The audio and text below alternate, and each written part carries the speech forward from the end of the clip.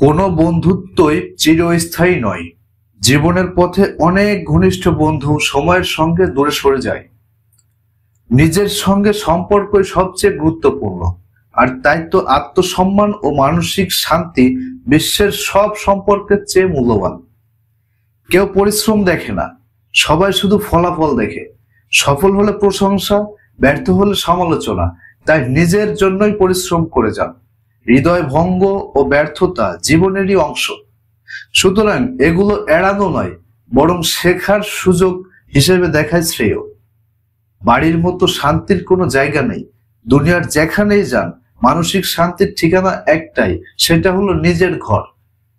পরিবার ও অর্থই সবচেয়ে বেশি গুরুত্বপূর্ণ। মনে রাখবেন, বন্ধু, গ্ল্যামার বা সামাজিক মর্যাদা ক্ষণস্থায়ী, কিন্তু পরিবার ও অর্থ দীর্ঘমেয়াদে আপনাকে আগলে রাখবে। বই সত্যিকার বন্ধু।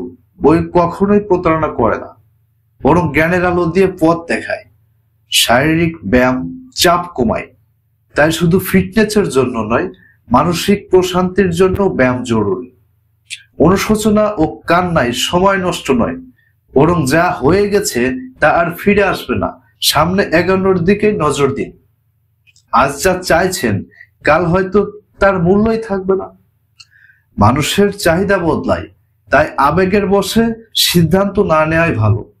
আপনার সিদ্ধান্তই আপনার জীবন গড়ে দেয়, ভাগ্য নয়। ভাগ্য নির্ধারিত নয়, বরং আপনার সিদ্ধান্তই আপনার ভবিষ্যৎ তৈরি করে দেবে। শৈশবই জীবনের সেরা সময়।